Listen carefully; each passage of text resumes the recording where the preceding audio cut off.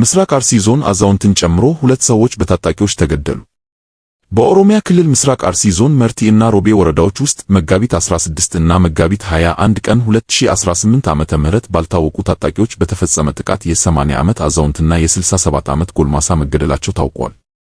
በመርቲ ወረዳ ከቢሮ ኮኛ ቀበሌ ነዋሪ የነበሩትና ዕድሜያቸው ከ80 ዓመት በላይ የሆኑት አቶ በጋሻው ገብረ ሕይወት መጋቢት 21 ቀን 2018 ዓመተ ምህረት አጥቢያ ላይ በታጣቂዎች ተገድለዋል።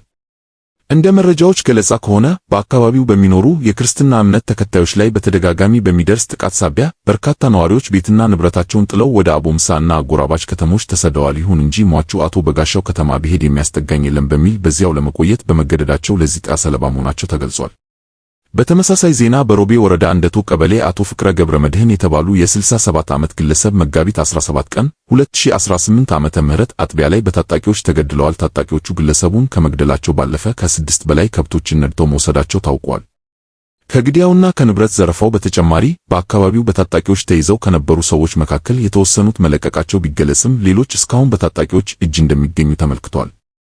በአካባቢው በተደጋጋሚ የሚከሰተው ይህ የጸጥታ ችግር ነዋሪዎችን ለከፍተኛ ስጋትና መፈናቀል እየዳረገ መሆኑን ከስፍራው የሚወጡ መረጃዎች ያመለክታሉ።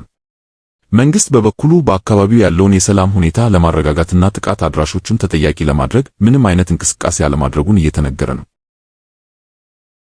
በጎዛምን ወረዳ የቦቅላና ቀኝ አቦ ቀበሌዎች በተፈጸመ የጀትና ድሮን ድብደባ 5 ንጹሃን ሲገደሉ 9 የሚደርሱት ከባድ ቁስለኛ ሆነዋል። ከሳምንታት በፊት አብይ አህመድ የጎረቤት ሀገራትን ባስፈራራበት ሄቅ 130 ተዋጊ ጀት በጎዛምን ወረዳ በየቦቅላና ቀኝ አቦ አካባቢዎች የንጹሃንን መንደር በመደብደብ መንግስታዊ የዘር ፍጅቱን አጠናክሮ ቀጥሎበታል። ከንጋቱ 11 ሰዓት ተኩል ጀምሮ የድሮን አሰሳ ከጀመረ በኋላ ከረፋዱ 4 ሰዓት ከ10 አካባቢ የአካባቢው ማህበረሰብ በቅድስት ድንግል ማርያም ስም ማህበር ሰይመው ጸበል የሚጠጡ 45 ምዕመናን ኢላማ ያደረገ ነበር። ነገር ግን በተደረገ ቅድመ መከላከል የተሰበሰቡ ማህበርተኞችን ከቦታው በፍጥነት በማስነሳት የድሮን ቦምቡ በተሰበሰቡበት ቦታ ኢላማ አድርጎ ሲወድቅ የማህበርተኞችን ሕይወት መታደግ ተችሏል። ቀን 5 ሰዓት ገደማ እንዲሁ ተጨማሪ የድሮን ድብደባ በአካባቢው ቢደረግም ጉዳት ማድረስ ግን አልቻለም። ከቀኑ 5 ሰዓት ከ40 በቀኝ አቦ ቀበሌ በሄቅ 130 ተዋጊ ጀት በተከታታይ በፈጸመው ጥቃት የአየር ድብደባውን ለማለፍ በዛፍ ውስጥ የተሸሸጉ ንጹሃንን የጥቃቱ ሰለባ ሆነው 5 ሲገደሉ 9 የሚደርሱት ከባድ ቁስለኛ ሆነዋል። ማህበርተኞች በሚሰበሰቡበት ቀን እና ገበያ በዋሉ ንጹሃኖች ላይ የድሮን እና የጀት ድብደባ በድጋሚ 7 ሰዓት የፈጸመው ተጨማሪ ቦምቦች የተወረወረ ቢሆንም ጉዳት ማድረስ ግን አልቻለም። ምርጫን የስልጣን ዘመን ማራዘሚያ ከማድረግ ባለፈ የአማራ ህዝብ እንዲጠፋ ጥሪ የቀረበበት የ7ኛው ዙር ምርጫ ከዲሽቃ እና ዙ 23 ከፍ ባለ ሁኔታ በጀትና በድሮን ታጅቦ ንጹሃን እንዲገደሉ እየተደረገ ነው። የአውሮፓ ሀገራት ለአሜሪካ ወታደራዊ አውሮፕላኖች የአየር ክልላቸውን እየዘጉ ነው። የአውሮፓ ሀገራት አሜሪካ በኢራን ላይ ለምታካሂደው ወታደራዊ ጥቃት የጦር አውሮፕላኖቿ የአየር ክልላቸውን እንዳይጠቀሙ እየከለከሉ ነው።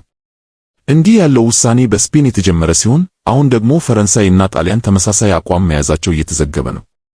ፕሬዝዳንት ዶናልድ ትራምፕ በማህበራዊ ሚዲያ ገጻቸው ላይ እንዳሰፈሩት የጦር መሳሪያ ጭነው ወደ እስራኤል የሚበሩ ወታደራዊ አውሮፕላኖቻቸው በአየር ክልሏ በኩል እንዳያልፉ ፈረንሳይ መከልከሏን ጠቅሰው ቅሬታቸውን አሰምተዋል። ከአንድ ወር በላይ በኢራን ላይ ያልተቋረጠ ጥቃት እየፈጸሙ ያሉት ፕሬዝዳንት ትራምፕ በፈረንሳይ ውሳኔ ክፉኛ የተቆጡ ሲሆን በጽሑፋቸውም ጠንከር ባለ ሁኔታ የፈረንሳይን ክልከላ አሜሪካ አትረሳውም ብለዋል። በተጨማሪም ጣሊያን ወደ መካከለኛው ምስራቅ የሚያቀና አንድ የአሜሪካ ወታደራዊ አውሮፕላን ሲሲሊ ውስጥ በሚገኝ ሲጎኔላ የአየር ኃይል ሰፈር እንዳያርፍ መከልከሏን የአገሪቱ መገናኛ ብዙሃን ዘግበዋል። የጦር ሰፈሩ የጣሊያን የአየር ኃይል ሰፈር ሲሆን የአሜሪካ ባህር ኃይልም የሰፈረበት ነው። ቀደም ሲል የስፔን የውጭ ጉዳይ ሚኒስቴር በኢራን ጦርነት ውስጥ ለሚሳተፉ የአሜሪካ አውሮፕላኖች የአገሪቱ የአየር ክልል ዝግ መደረጉን አሳውቋል። በመካከለኛው ምስራቅ እየተካሄደ ያለውን ጦርነት ተከትሎ የሟቾች ቁጥር አሻቀበ። ከ5 ሳምንታት በፊት የካቲት 21 2018 ዓመተ ምህረት አሜሪካና እስራኤል በኢራን ላይ የከፈቱትን ጦርነት ተከትሎ በቀጠናው የሞቱ ሰዎች ቁጥር አሻቅቧል። በኢራን መቀመጫውን አሜሪካ ያደረገው የሰብአዊ መብቶች አክቲቪስቶች ድርጅት ሂራና ጦርነቱ ከጀመረበት ጊዜ አንስቶ 3492 ሰዎች መገደላቸውንና ከነዚህም መካከል 1574 ሰላማዊ ሰዎች እንዲሁም 236 ያህሉ ሕፃናት መሆናቸውን ተናግሯል። በእስራኤል ማገን ዴቪድ አዶም የተባለ የአምቡላንስ አገልግሎት ድርጅት ጦርነቱ ከተቀሰቀሰበት ዕለት አንስቶ 19 ሰዎች ከኢራን በተተኮሰ ሚሳኤል መገደላቸውን አስታውቋል። የእስራኤል ጦር በበኩሉ በሊባኖስ 9 ወታደሮቹ መገደላቸውን ይፋ አድርጓል። የሊባኖስ ጤና ሚኒስቴር 124 ሕፃናትን ጨምሮ 1247 ሰዎች መገደላቸውን አስታውቋል። በባህረ ሰላጤው አገራት በአጠቃላይ 24 ሰዎች መገደላቸውን አብዛኞቹም የጸጥታ አባላት እና የውጭ አገር ሰራተኞች መሆናቸው ተዘግቧል። 11 ሰዎች በኤምሬትስ ውስጥ ሲገደሉ 7 በኩዌት፣ በኦማን፣ ሳዑዲ አረቢያ እና ባህሬን ውስጥ ደግሞ በእያንዳንዳቸው ሁለት ሰዎች መገደላቸው ተገልጸዋል።